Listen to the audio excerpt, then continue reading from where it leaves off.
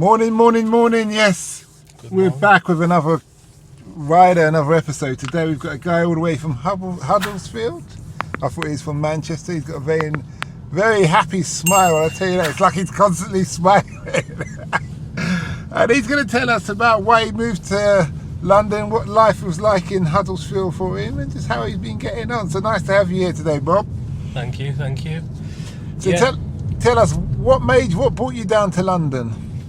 Like most people, it was the career opportunities. So, as you said, I'm from Huddersfield, so a large town, not a city, not many opportunities. I'd graduated from university, and there's a proliferation of jobs down south. So that was primarily the reason. And also, from my perspective, I come from a small town. You don't meet that many people from different walks of life. So London, you get a bit of everything from everybody.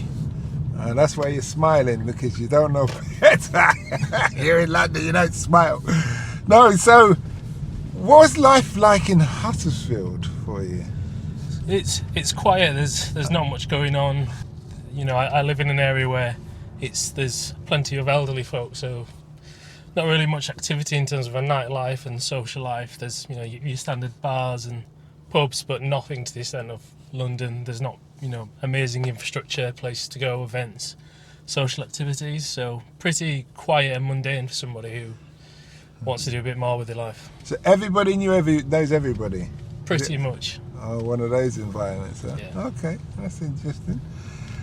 So what kind of person were you when you were at school? To be honest, pretty quiet. I was the kid who was always at the front of class, never said a bad word, never did anything wrong.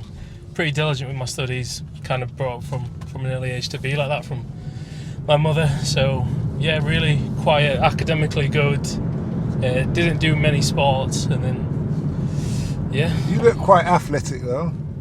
Well, yeah, I was one of those fat kids growing up, so you was your mummy's boy? Yeah, definitely. Dad's not really in the picture much, so mummy's boy through and through. But she's a very powerful woman, so she brings the feminine and the masculine traits. Okay.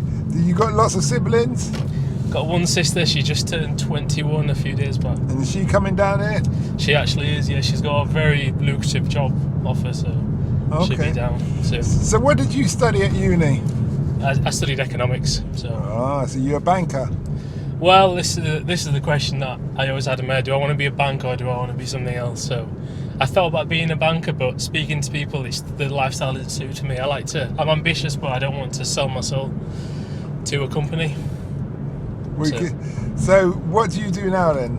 So I work in finance. I won't go into my actual career because it's one of those that you don't really want to advertise it too much, but I've worked in finance all my life pretty much. So so you are a banker then? No, I wasn't a banker. I worked in different types of finance. So I worked finance for a particular company, and I've stayed with that company for 5+ years now. So internal accounting, for example. So I'm a qualified accountant. Inland revenue? No, they don't pay enough. Okay. They don't pay enough. At least you know what you're motivated by.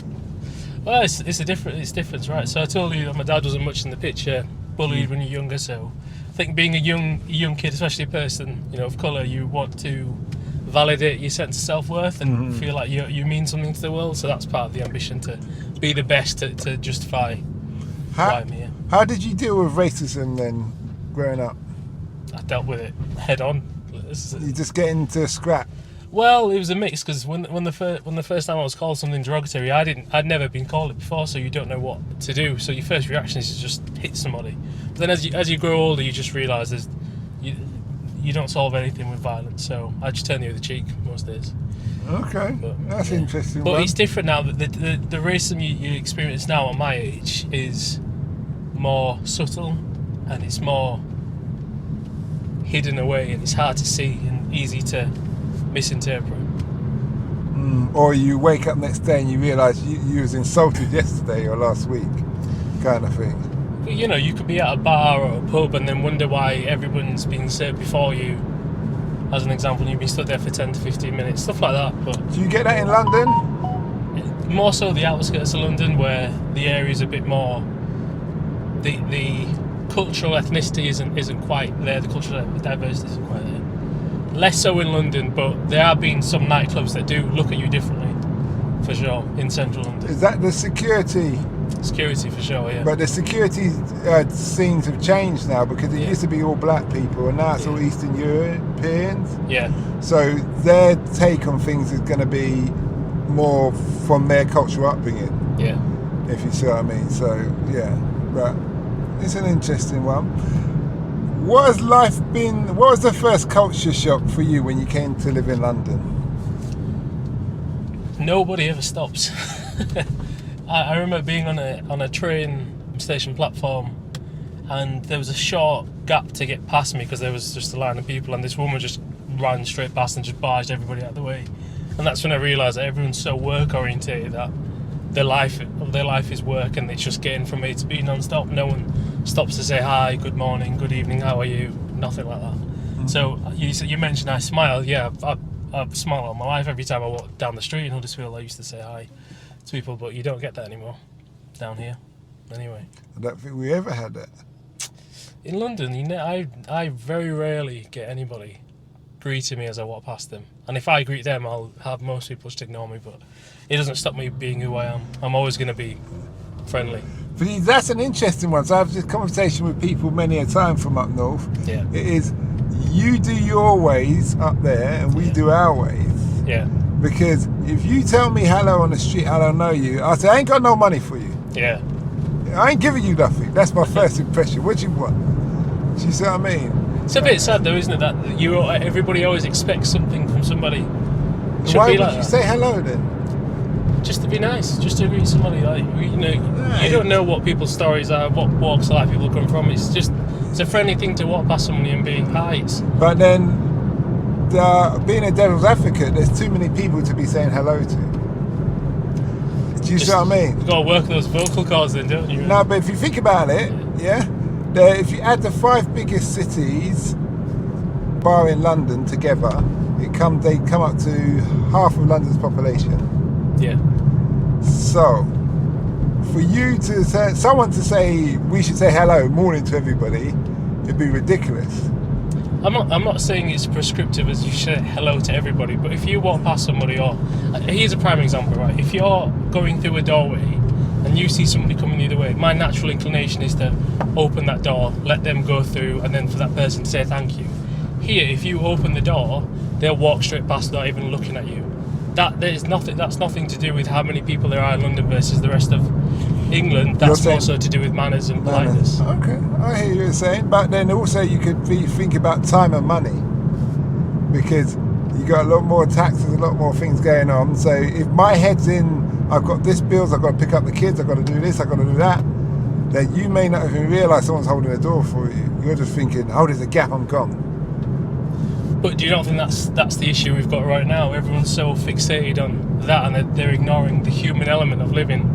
Yeah, probably why we've got a massive mental health crisis, because everyone's so fixated on making a living and everything else. If we were just a bit nicer to each other, then maybe things would be different. And that might be a romanticised view of the world, but studies show if you smile more, if you call somebody by the name, it does elicit more happiness in people and dopamines, etc. So we're always looking at the big picture for why we're unhappy. Mm-hmm. If we're a bit nicer to each other, maybe that'll go a much longer way. Because I remember negative reactions from people, and I'm sure people have everyone's got a story to tell about a negative interaction they've had and how it's made them feel. Mm-hmm. Okay, I hear you. I suppose the question is the mental health issue nationwide or London-wide? It's definitely nationwide. But okay, so I would definitely say London, from my own anecdotal experiences with talking to people, it's a lot worse. When I speak to my friends from back home and up north at the university I went to versus down here, it's night and day.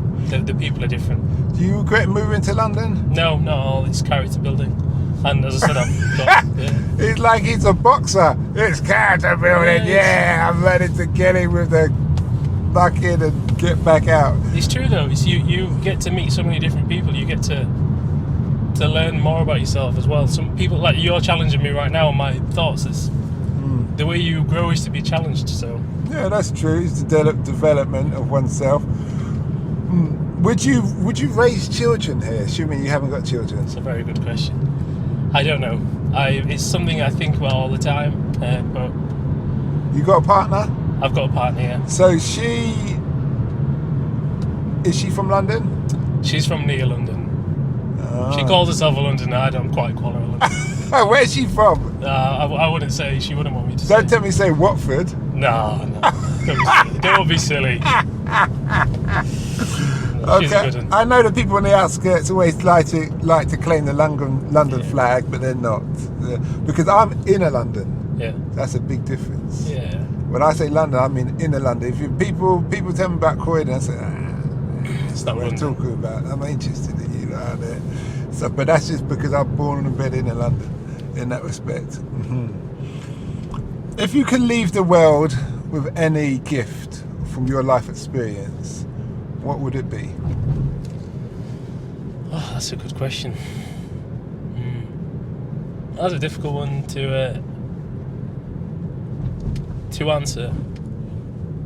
I've got one for you. But go on. I mean, I would say, look, when life pushes you and you feel that there's too many things going on and you're overly stressed, a random act of kindness can go a long way to making you feel better about yourself and repositioning what matters to you. Because at the end of the day, forget about the money, the work, etc. That stuff comes, but your family, your loved ones, and your own sanity is what matters more than anything. And I think doing a random act of kindness really helps reposition your mind. You seen Game of Thrones? Yeah. Lannisters are Londoners, Starks are Northerners. Yeah, maybe. You said maybe. That last statement was that's what it reminded me of. Yeah. Family is everything. And we all say, you're speaking to a Lannister here. We know money first. But anyway, thanks a lot for that, and we wish you well. Thank you. We hope that episode enhanced your life. We post an interview every day, as well as vlogging on our social media channels. Don't forget to subscribe to get our latest episode.